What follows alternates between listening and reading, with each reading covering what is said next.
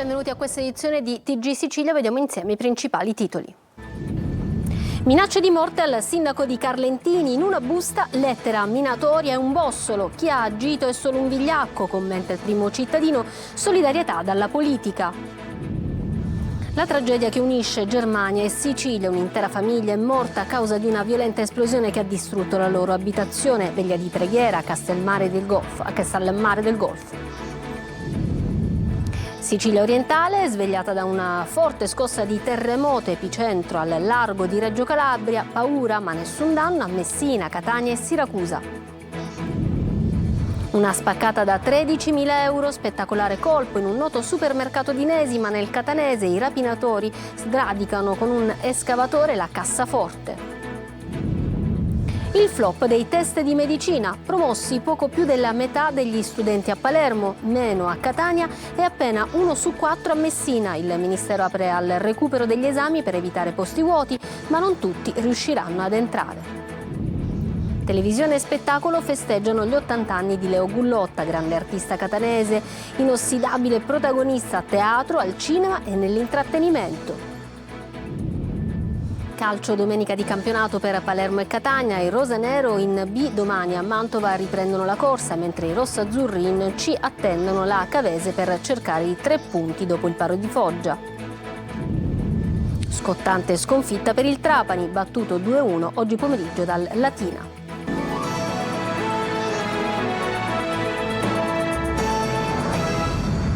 Trovati. Dimettiti o colpiremo te e la tua famiglia. Carlentini, il sindaco, riceve una lettera di minacce scritta a mano con in allegato un proiettile. Solo il gesto di un vigliacco, commenta il primo cittadino, solidarietà dal mondo della politica, come ci racconta Francesco Aloi. Il sindaco di Carlentini è sereno, anche se non ha idea di chi possa avercela con lui. Eccolo il contenuto della busta che ha ricevuto nel suo ufficio: un proiettile e la lettera con una specifica richiesta: le dimissioni. Sicuramente non è questo il modo per chiedere dimissioni, questi sono modi mafiosi che io rigetto in modo forte e deciso. Le dimissioni a me le può chiedere solo la mia città e la mia comunità. L'autore del messaggio scrive a mano, a stampatello, su questo foglio strappato da un quaderno. Minaccia il sindaco, ma non risparmia nemmeno la famiglia. Se lei avesse davanti il mittente, cosa gli direbbe? Che è un vigliacco, soprattutto nel momento in cui si rivolge alla mia famiglia, perché io sono un personaggio esposto, posso avere fatto anche degli errori personali e avremmo potuto anche chiarire. Una chiara intimidazione che però non frena il primo cittadino al secondo mandato, nessun passo indietro. Testa alta, schiena dritta e si continua nell'attività di moralizzazione delle attività amministrative e politiche di questa città. Questo è un processo che è ormai irreversibile. Sul caso stanno indagando i carabinieri coordinati dalla procura, un fatto grave che ha scosso la cittadina del Siracusano. Solidarietà bipartisan arriva dal mondo della politica. Forse una fuga di gas all'origine del crollo di una casa in Germania, morti padre, madre e figlio di 6 anni originari di Castellammare del Golfo. Laura Sparò. Forze di polizia lavora ad Albstadt in Germania per capire cosa abbia potuto provocare la deflagrazione dell'abitazione nella quale sono deceduti giovedì mattina alle 5 Francesco Liparotto, 33 anni, originario di Castellammare del Golfo, sua moglie Nancy Garranco, 30 anni, originaria di Niscemi, e il loro bambino Brian, di 6 anni. Per lunedì si attende l'esito degli accertamenti che la scientifica ha effettuato in quel che rimane dell'abitazione dei Liparotto, completamente rasa al suolo. Al momento si propende per una fuga di gas. La violenta esplosione ha danneggiato anche i tetti delle case circostanti, 7 le abitazioni vicine evacuate. Il comandante dei pompieri, Thomas Duran, che ha guidato le operazioni di soccorso, ha detto che all'inizio c'era ancora la speranza di trovare qualcuno in vita. Sul posto per ore hanno lavorato più di 210 soccorritori. L'edificio è stato demolito a mano, dato che potevano esserci persone ancora in vita. Purtroppo, nonostante l'impegno dei soccorritori, non c'è stato più nulla da fare per la famiglia Liparoto. Una raccolta fondi promossa dagli abitanti di Albstad a favore delle vittime ha permesso di raccogliere oltre 60.000 euro. Il denaro sarà utilizzato anche per finanziare il funerale della famiglia. Al momento non si sa però se i corpi saranno trasferiti a Castellammare del Golfo, città che si è stretta attorno ai familiari delle vittime con una veglia di preghiera nella parrocchia di San Paolo della Croce. E questa mattina la Sicilia è stata svegliata da una forte scossa di terremoto, pensate 5.1 i gradi del terremoto che è avvenuto come epicentro al largo della costa calabrese. Avvertita da Messina a Siracusa, non si sono registrati per fortuna danni. Mattinata movimentata per i siciliani della costa orientale a causa della scossa di terremoto di magnitudo 5.1 registrata alle 5.53 di questa mattina al largo di Reggio Calabria a una profondità di 65 km. La sala operativa della Protezione Civile della Regione ha effettuato un monitoraggio telefonico presso gli uffici del Dipartimento regionale di Protezione Civile, comuni e i comandi dei Vigili del Fuoco di Messina, Siracusa e Catania e non sono pervenute segnalazioni di danni strutturali o situazioni di emergenza. Il terremoto di stamattina è una scossa di magnitudo 5.1 localizzata in Mare Ionio, circa 30 km a sud-est delle coste calabre, ad una profondità di 65 km. Proprio per queste sue caratteristiche di profondità, il terremoto è stato largamente risentito sia in Calabria che in tutta la Sicilia orientale fino a Siracusa. E allo stato attuale comunque non ci sono notizie di danni. Molta paura ma nessun danno, quindi, con la scossa che si è avvertita anche a Siracusa, Catania e soprattutto a Messina, dove il terremoto è stato percepito anche nelle abitazioni ai piani bassi. A Messina non ci sono segnalazioni di feriti o danni a cose, ha detto l'assessore alla protezione civile Massimo Minutoli, impegnato più sull'allerta legata al vento che da stanotte sferza lo stretto.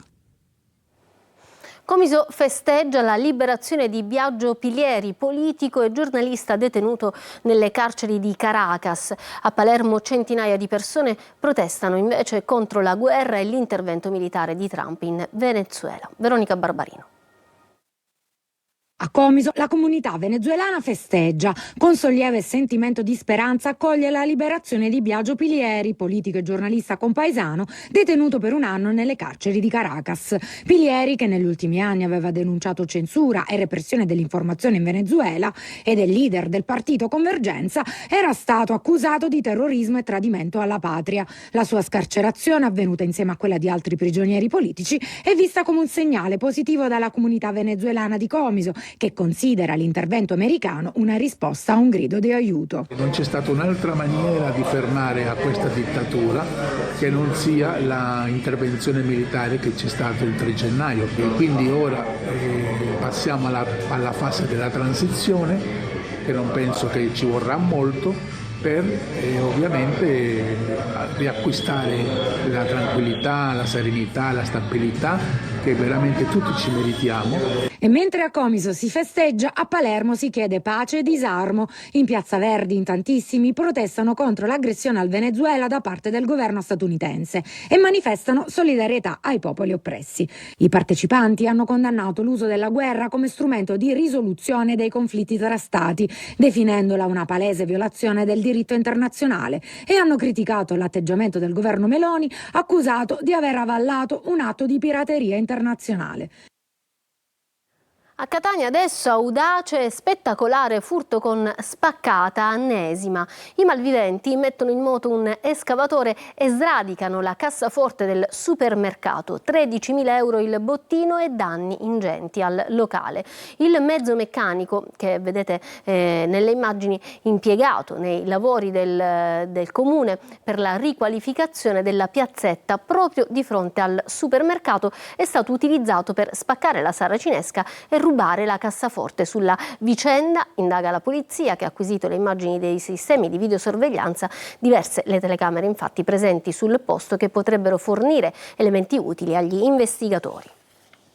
A Catania controlli della polizia nel quartiere di San Cristoforo, oltre al pattugliamento per prevenire reati, sono stati infatti istituiti numerosi posti di controllo per verificare il rispetto delle norme del codice della strada e verificare le infrazioni di natura amministrativa e sanitaria ad alcune attività commerciali. Infrazioni. In alcune sono state trovate alimenti scaduti o senza etichette, elevate sanzioni per oltre 20.000 euro. Resta alta la tensione intanto per l'influenza negli ospedali siciliani. A Caltanissetta i reparti sono in affanno, mentre a Palermo è stata istituita una unità di crisi. Catania amplia gli orari per le vaccinazioni ambulatoriali. Sentiamo Rita Cinardi.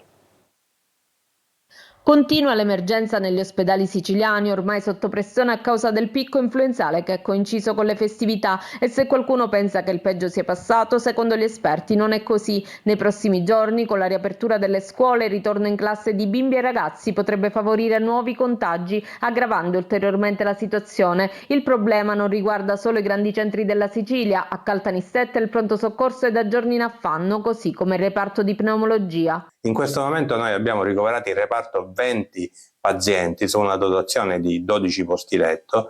Quelli in soprannumero ovviamente sono distribuiti negli altri reparti del presidio, e l'accesso al pronto soccorso è stato di oltre il 200% rispetto a quello degli anni passati. In parte si è avuto un aumento anche percentualmente nei soggetti giovani, che possono presentare anche altre problematiche oltre alla polmonite e all'insufficienza respiratoria, quali per esempio in alcuni casi episodi di embolia polmonare. Una situazione critica, dunque, legata in gran parte alla scarsa adesione alla campagna vaccinale antinfluenzale. La vaccinazione nelle nostre zone è purtroppo poco recepita. Intanto a Palermo il direttore generale dell'ASP, Alberto Firenze, ha istituito un'unità di crisi dedicata alla gestione dell'emergenza influenzale, con l'obiettivo di rafforzare il coordinamento delle attività sanitarie e garantire una risposta più rapida ed efficace su tutto il territorio provinciale. E sicuramente il freddo e il maltempo contribuiscono anche alla diffusione dell'influenza, e il maltempo continua a colpire la Sicilia. La Protezione Civile regionale infatti ha diramato un'allerta gialla per rischio meteo idrogeologico e idraulico su Palermo e provincia per domani, domenica 11 gennaio. Forti raffiche di maestrale e grandinate hanno causato decine di interventi dei vigili del fuoco per alberi e strutture pericolanti proprio nel capoluogo e nel Palermitano. Disagi anche in provincia di Messina, dove alberi caduti hanno bloccato diverse strade provinciali, e sempre nel messinese restano isolate da oltre 60 ore le isole minori delle isole Eolie senza collegamenti marittimi. Sulle isole si registrano infatti carenze di beni essenziali e di servizi sanitari. Andiamo a Messina, dove il semestre filtro alla facoltà di medicina diventa uno scoglio pesante per tanti studenti. A Palermo e Catania i 3 esami sono stati superati da poco più del 50%, a Messina pensate appena il 28%. Entro la fine di febbraio c'è il test di recupero, ma sentiamo tutti i dettagli da Francesco Triolo. Anche in Sicilia è tempo di bilanci per la riforma sull'accesso alle facoltà di medicina appena entrata in vigore, dove il primo semestre, con la necessità di ottenere 3 sufficienze, il traguardo è stato raggiunto dal 50% degli studenti idonei a Palermo, il 45% a Catania e a Messina nemmeno un terzo, appena il 28%.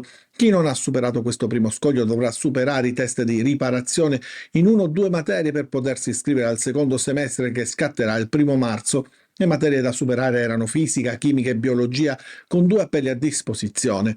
I risultati hanno convinto il Ministero a pubblicare un decreto che possa far entrare in graduatoria con riserva anche chi ha riportato 1 o 2 insufficienze, ma con l'obbligo di recuperare attraverso un test da effettuare entro il 28 febbraio, una sorta di ripescaggio che potrebbe consentire agli atenei siciliani di riempire tutti i posti o quasi. I numeri: a Palermo 392 hanno superato tutti e 3 gli esami, 337 dovranno recuperare, a Catania 227 sono già passati, 272 andranno ai tempi supplementari. A Messina invece 142 studenti hanno superato i 3 esami, 586 dovranno sostenere il test di recupero, con la fisica diventata scoglio arduo, superata soltanto dal 17% degli studenti. Ma i posti a disposizione nell'Ateneo dello Stretto sono 517, quindi qualcuno rimarrà fuori.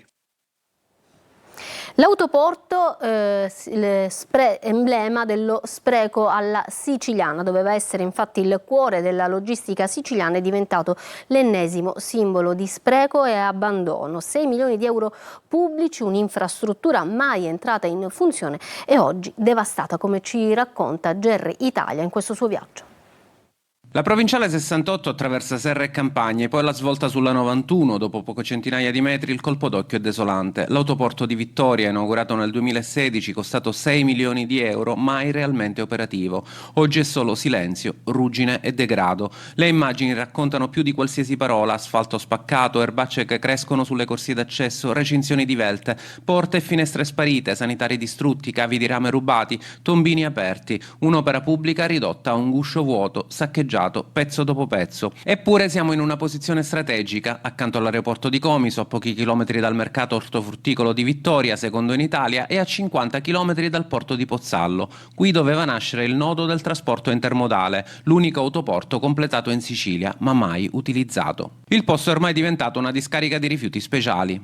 Tralasciando il dato del solito spreco di denaro pubblico, la cosa che più ci preoccupa è che appunto si è aperto un varco dove poter scaricare con i camion rifiuti speciali. Ci sono guaine, amianti, tra l'altro hanno dato fuoco un mese fa circa, nessuno ha visto niente. Le promesse però non sono mai mancate: sopralluoghi nel 2023, annunci regionali, finanziamenti promessi nel 2020 e nel 2021, ma sul campo non è cambiato nulla, il tempo passa e le strutture crollano. È necessario affidare all'Agenzia di Gestione delle Strutture per l'Intermodalità anche l'autoporto di Vittoria, che entri in questo livello di programmazione, perché il comune non ha risorse. L'autoporto di Vittoria doveva creare lavoro, sviluppo e futuro. Oggi racconta altro, una politica che inaugura, promette e poi scompare. Andiamo a Catania, dove è incominciato l'anno giubilare agatino. Al TG Sicilia gli auspici dell'arcivescovo di Catania, Monsignor Renna, che presenta tutte le iniziative perché sia un anno di crescita cristiana. L'intervista è di Adelaide Barbagallo. Eccellenza, si apre l'anno giubilare agatino, con quale spirito, quali sono le iniziative? E si apre con lo spirito che è in continuità con il giubileo da poco terminato, quello della speranza, sui passi di Sant'Agata, per dare ragione della nostra speranza. Sant'Agata ha tracciato una via di testimonianza, una via di fede. La nostra città ha bisogno di questa testimonianza. Di fronte ad episodi di violenza noi dobbiamo opporre episodi invece di fraternità, episodi che costruiscono la socialità e non la distruggono. La mattina dell'11 di gennaio, festa del battesimo del Signore, in ogni parrocchia sarà accesa la lampada che arderà per tutto l'anno, generalmente di fronte a un'immagine di Sant'Agata. Tutta la diocesi godrà, possiamo dire, della visita delle reliquie di Sant'Agata, che in questo periodo, dopo la festa e poi fino al mese di agosto, gireranno in tutta la diocesi per incontrare la comunità. Ci sarà un'ostensione speciale del busto reliquiario nei giorni 9, 10 e 11 di febbraio per i ragazzi delle nostre scuole di ogni ordine e grado di tutta la diocesi. È un anno dal quale ci aspettiamo molto, non in termini di manifestazioni, ma in termini di salto di qualità della nostra vita cristiana, morale, sociale. È quello che ci auguriamo tutti. Lo spettacolo adesso, perché Leo Gullotta festeggia 80 anni, la carriera, le origini catanesi e il legame con la sua città nel servizio di Emanuela Corsi. Ben trovata Catania! Attore, doppiatore, comico e imitatore, Leo Gullotta spegne le 80 candeline. 80 anni di libertà, sottolinea il maestro, come la nostra meravigliosa Costituzione. Sì, ho festeggiato i miei 80 anni.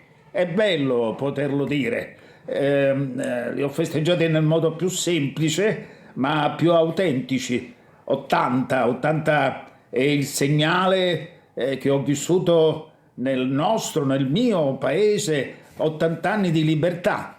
Una straordinaria carriera lunga 65 anni, cominciata per caso nella sua Catania. Mi sento una persona fortunata. partito da Futtino a Catania, quartiere mio di nascita, amato a tutt'oggi, amato, ricordato, perché chi nasce in un quartiere popolare la vita, no, gli si presenta prima.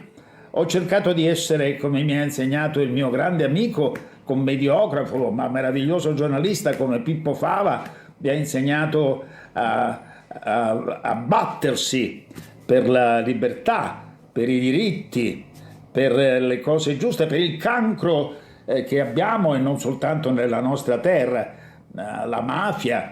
Attore comico e drammatico, apprezzato da pubblico e critica, è stato diretto da Ricky Tognazzi, Carlo Vanzina, Nanni Loi, Giuseppe Tornatore. Che dici? Ma analfabeta, sogno. Pure tu? Sì. È stato premiato con il Nastro d'Argento e il David di Donatello. Per 20 anni nella compagnia del Bagaglino con i suoi personaggi è stato uno dei protagonisti assoluti del piccolo schermo. Io sono la mia come si fa la fiction! E allora, tanti auguri Leo. Viva la vita, buona vita! Ci fermiamo per una pausa.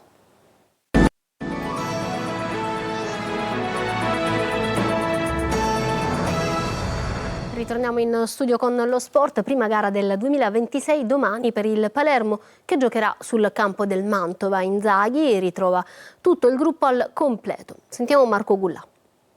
Si torna in campo dopo la mini sosta invernale. Il Palermo vuole riprendere da dove aveva lasciato, ovvero dalla vittoria. Domani a Mantova, nel match delle 15, i rosanero cercheranno di dare continuità alla striscia positiva del 2025, iniziare con il botto il 2026 è l'obiettivo di Pippo Inzaghi, sperando che qualcuno nelle prime posizioni inizi a steccare. Inzaghi ritrova il gruppo al completo. Bani e Diachité rientrano a disposizione dopo aver scontato il turno di squalifica, mentre Beresischi ha superato l'infortunio che lo aveva costretto a saltare le ultime 2 gare e viaggia verso una maglia da titolare.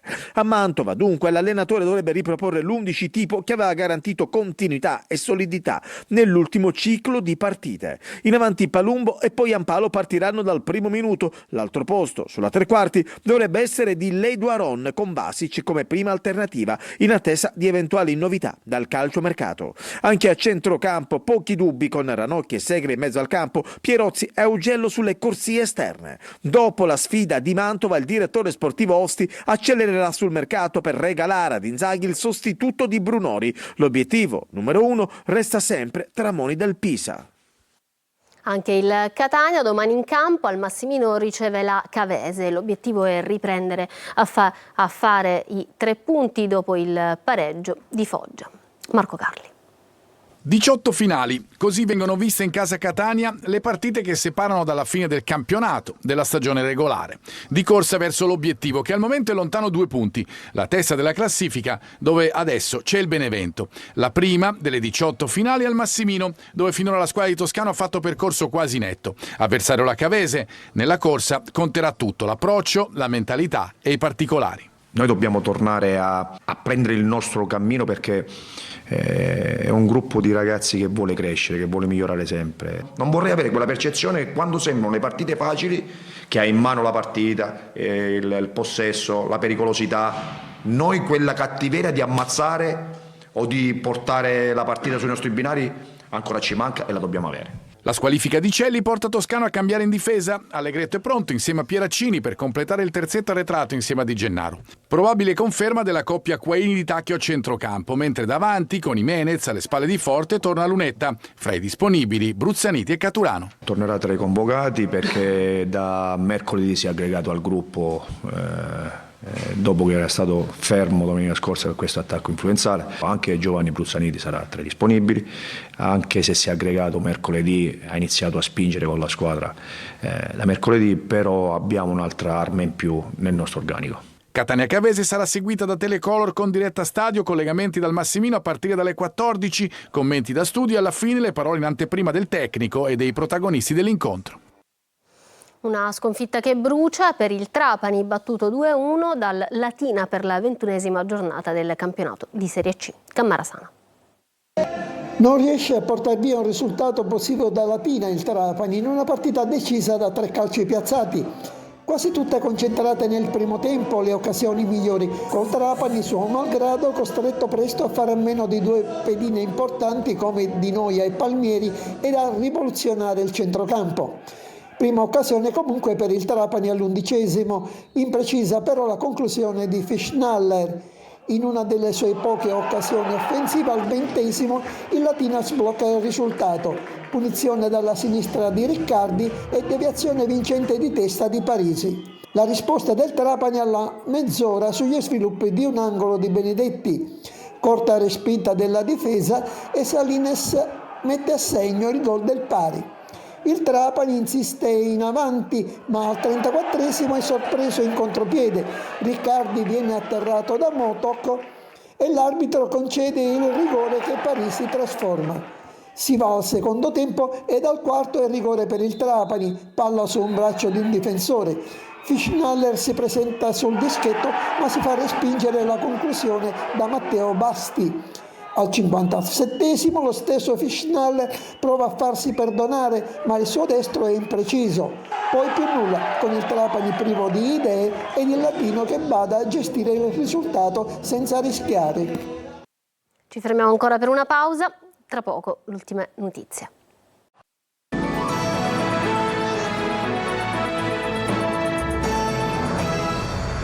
Ritorniamo in studio, prima di chiudere ancora una notizia, andiamo a Lampedusa dove sono stati fermati 53 migranti dopo uno sbarco. Hanno riferito di essere sbarcati appunto a Cala Pulcino dopo una traversata iniziata da Sfax in Tunisia su un barchino di metallo di 8 metri che non è stato però rinvenuto.